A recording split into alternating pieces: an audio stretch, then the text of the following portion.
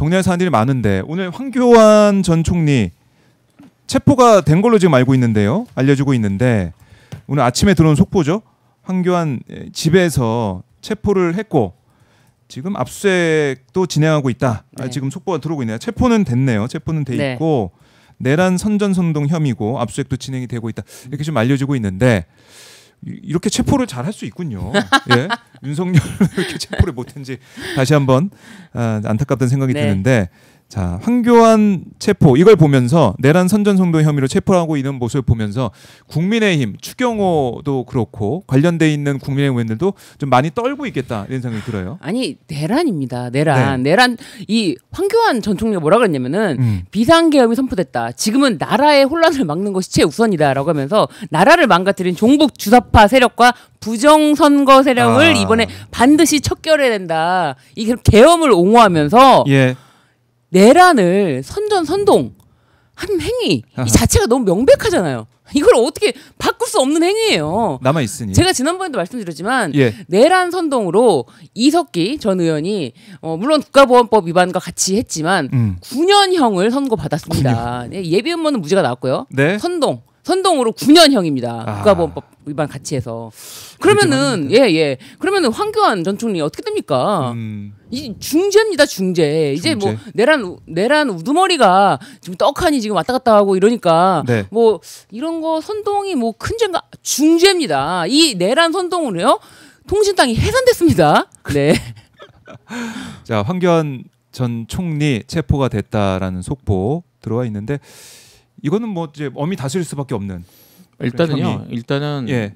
지금 말씀하신 것처럼 우리나라 저기 헌법재판소는 내란 선동만으로 해산한 적이 있습니다.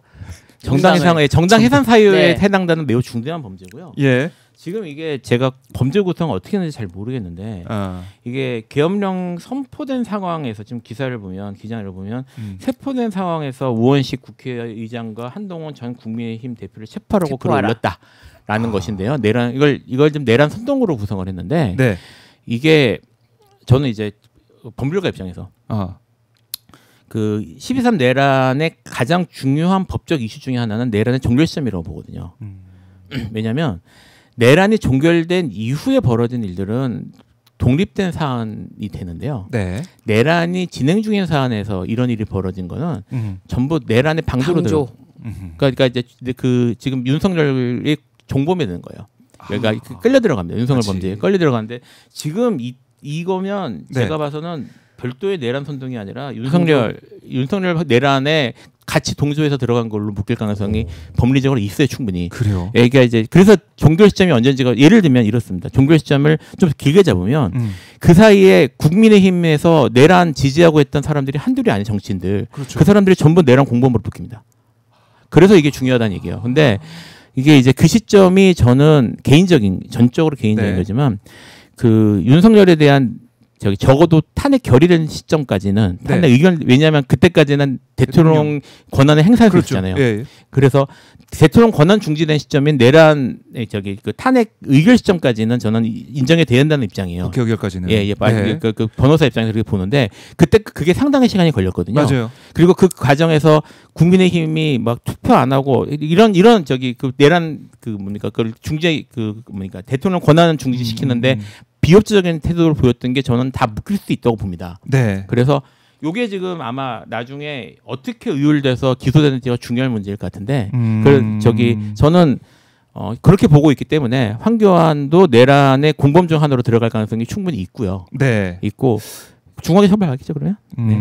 야, 이거 중하게 처벌받을 수밖에 없어 보인다라고 정리를 해보고 그리고 이제 간밤에 또 속보로 전해준 소식이 조태용 전 국정원장 구속이 됐습니다.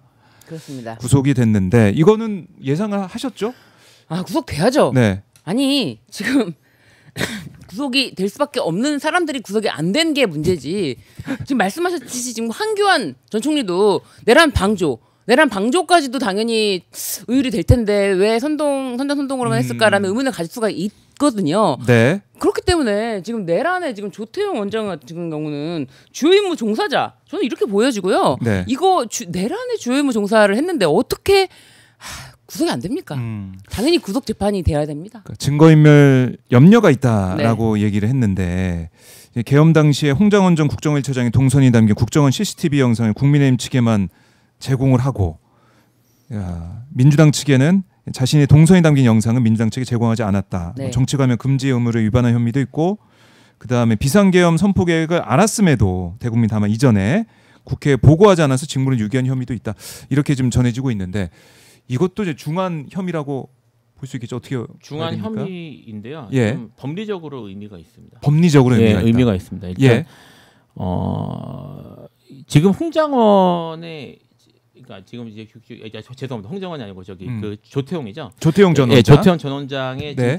저기 이걸 내용을 보면 뭐 정확히 저는 기사만 보고 얘기한 거긴 하지만 기본적으로 뭐를 하지 않았다라는 직무유기행위를 묶었어요. 네. 근데 이 직무유기행위로 묶은 것이 이전까지는 인정이 잘 안 됐습니다. 대표적 케이스가 누구였냐면요.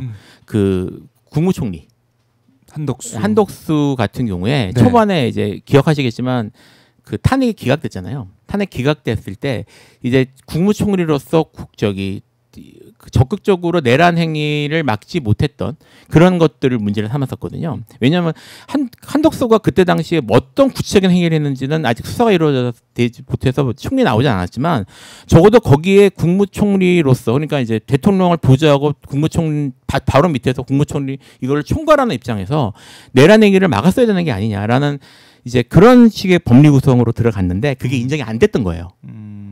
그래서 이 부작위로는 인정을 안 하려고 하는 것 같다라는 그런 얘기들이 있었고, 근데 이제 그런 일이 있은 이후에 지금 그 후에 이제 뭐 영장 기각이니 뭐 이런 걸 하면서 뭐 법원이 엄청 보수적으로 보네 이런 생각을 했던 건데 오히려 이제 그런 사람들에 비해서 조태용이 그 내 부작이나 이런 정도도 저기 한덕수보다 낫잖아요. 아무래도 국무총리하고는 왜 그 국무위원도 아니고. 네. 거기다가 지금 그동안 그 법원이 위법성 인식이니 뭐 이런 걸 하면서 기각을 해와서 사실 저는 걱정을 좀 많이 했습니다.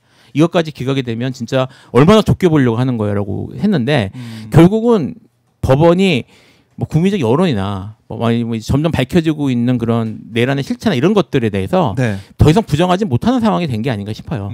그래서 저는 지금 이 영장 조태용에 대한 영장 발부가 뭐 어떻게 보면 법원의 분위기나 이런 것들이 좀 변하기 시작했다라는 의미가 아닐까 싶어서 뭐 좀 더 지켜봐야 되겠지만요. 그래요. 이걸로 끝날지는 그러니까 저는 봐야죠. 지금 아까 이제 내란의 어떤 내란의 종결 시점이 언제냐라고 했을 때 이 조태용 원장 같은 경우는 지금 뭐 말씀하신 것처럼 국정원법 위반이라든지 직무유기, 위증, 증거인멸, 뭐 허위공소 작성 행사 뭐 이런 국회 증감법, 증언 감정에 관한 법률 위반 혐의 요렇게 구속영장이 청구됐기 때문에 아직 내란에 대해서는 혐의가 나온 게 없어요. 네. 근데 왜 내란을 알고도 침묵했어. 이 침묵한 게 단순히 침묵하는 게 아니고요. 이거는 적극적으로 내란 자체가 계엄 자체가 맞지 않는 요건에 맞지 않는 계엄을 선포하려고 하는 그런 행위를 알았음에도 이거를 침묵함으로써 도운 거예요. 이 방조라는 게요. 정범의 행위를 도운 거거든요. 네. 어떤 식으로 도우면은 이게 방조가 됩니다. 이것도 내란의 방조지. 이게 어떻게 내란을 뺐을까? 그런 생각이 저는 좀 의문입니다. 그건 좀 의문이다. 자, 박성재 전 법무부 장관 13일, 그러니까 내일 영장 심사를 또 하게 됐습니다. 남세진 부장판사가 심리학에서 박정호 판사가 아니기 때문에 다행이다 이런 생각도 하시는 것 같은데요. 이 위법성 인식 이걸 이제 다툴 여지가 있다라는 얘기를 했어요. 그때 박정호 판사가 그렇게 얘기를 했는데 이번에 좀 어떻게 예상하십니까? 특검에서 여러 가지도 보완도 했다고 그러고 중요한 근거, 사건, 증거도 확보했다 이런 얘기도 하고 있고. 모르겠습니다. 예, 저는 여기 이미 이제 법원이 그러니까 모르겠다. 애초에 처음부터 이게 위법성 인식을 문제로 기각되는 것 자체가 말이 안 됩니다. 제가 이게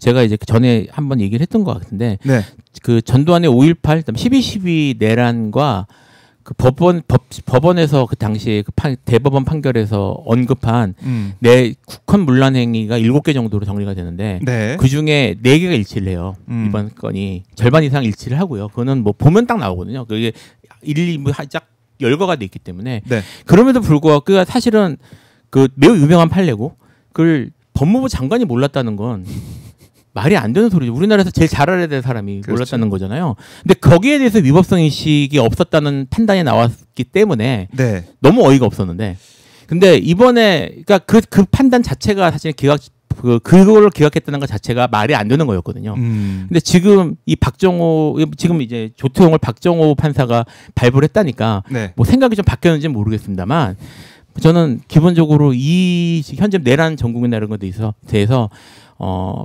파법부에 대한 신뢰는 거의 없는 상태라서 지켜봐야 될 것 같아요. 그래요. 내일 오전 10시 10분에 진행이 됐는데 이번에는 구속이 되지 않아요.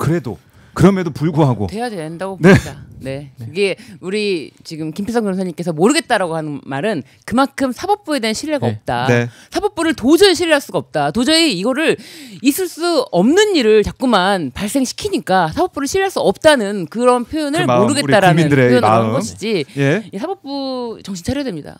네.